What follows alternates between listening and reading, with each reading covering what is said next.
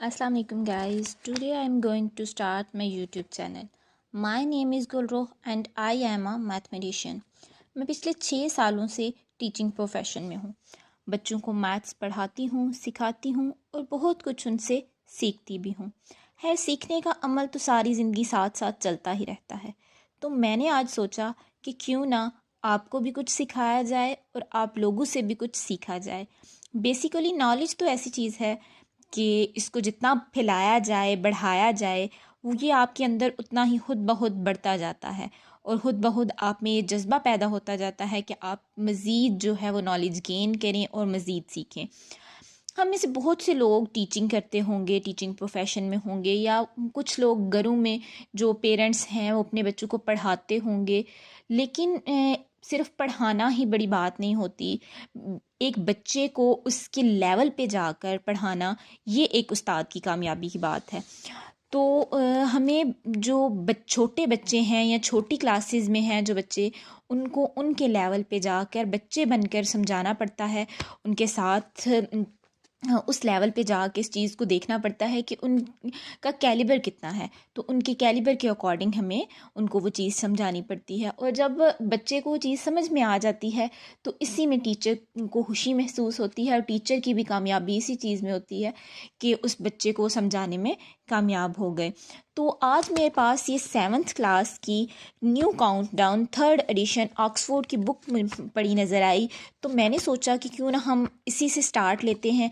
तो first of all इसका जो फर्स्ट टॉपिक है, या हम कह लें कि जो फर्स्ट चैप्टर है, दैट इज़ सेट्स। तो आज हम पढ़ेंगे सेट्स के बारे में ही। तो हम बात कर रहे थे सेट्स की।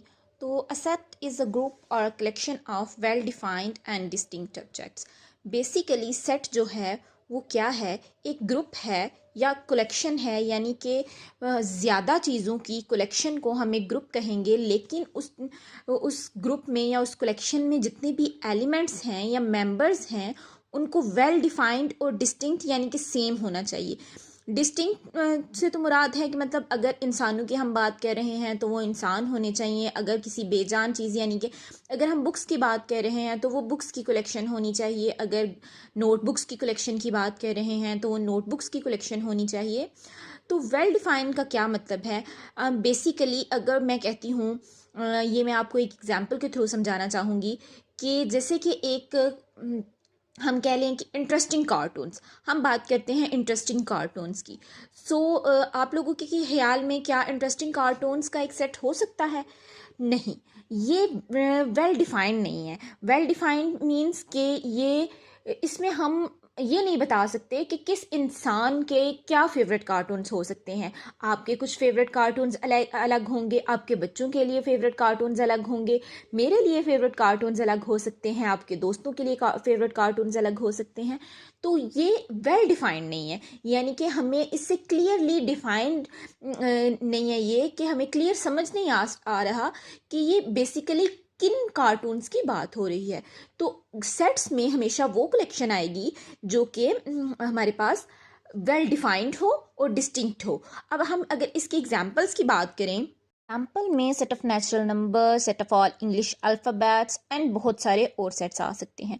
अब बेसिकली यहाँ मैं बात कह रही थी, ये जैसा कि आपको नज़र आ रहा होगा, सेट ऑफ नेचुरल नंबर्स। तो सेट्स को लिखने के लिए हम हमेशा करली ब्रैकेट्स का इस्तेमाल करते हैं और कैपिटल लेटर्स में इनके नाम रखे जाते हैं। तो करली ब्रैकेट्स में उस सेट के एलिमेंट्स को लिखा जाता है। ये एलिमेंट्स जो हैं इस सेट के मेंबर्स कहलाते हैं।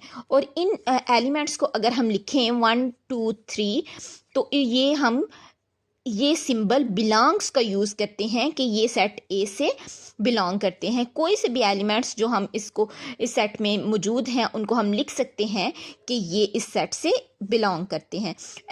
और इसी तरह से अगर हम सेट ऑफ इंग्लिश अल्फ़ाबेट्स की बात करें तो उनको भी हम सेट ऑफ इंग्लिश अल्फ़ाबेट्स को इस तरह से ए बी सी किसी भी सेट का नाम देकर उसके एलिमेंट्स को इस तरह डिफ्रेंशिएट कर सकते हैं। सेट को लिखने की तीन टाइप्स हैं बेसिकली। एक सेट 3 तरह से लिखा जा सकता है। फर्स्ट फॉर्म तो ये जो मैंने आपको इंग्लिश में नज़र आ रही होगी, इसको हम बेसिकली कहते हैं सेट की डिस्क्रिप्टिव फॉर्म। ये जैसे मैंने लिखा set of natural number, set of English alphabets, तो इनको हम कहते हैं डिस्क्रिप्टिव फॉर्म, जिनके में हम इंग्लिश वर्ड्स को यूज़ करके हम यानी एक लाइन लिखते हैं, उसको हम कहते हैं डिस्क्रिप्टिव फॉर्म। और ये जो आपको नंबर्स की फॉर्म में या एलिमेंट्स की फॉर्म में यानी एक एक चीज़ को अलग-अलग से दिखाया जा रहा है, इसको बेसिकली हम कहते हैं टेबुलर फॉर्म। किसी भी सेट की टेबुलर फॉर्म कहते हैं। और इसके अलावा एक तीसरी भी जो है वो सेट्स को रिप्रेजेंट करने की टाइप है, या आप कह लें कि एक उनकी फॉर्म है जिस फॉर्म में हम एक सेट को लिख सकते हैं, and that is called set builder form. Set builder form. तो सेट बिल्डर फॉर्म में हम सेट्स को कैसे लिखते हैं, दैट इज़ बेसिकली जैसे ए सेट है तो x into X belongs to natural numbers, that is x। अच्छा, अगर हमने सिर्फ लिखना हो कि नेचुरल नंबर्स हैं तो हम लिख देंगे कि ये सारे के सारे नेचुरल नंबर्स हैं। एंड फॉर एग्जांपल अगर हमारे पास एक सेट लिखा हुआ है a equals to 1 2 3 and up to so on 20, सिर्फ फर्स्ट 20 नेचुरल नंबर्स लिखे गए हैं, तो हम इसको लिखेंगे x इंटू एक्स, और x जो है वो इज़ लेस इक्वल्स टू 20 है। ठीक है, यानी कि 20 के बराबर और 20 से छोटे सारे के सारे एलिमेंट्स इस सेट में मौजूद हैं।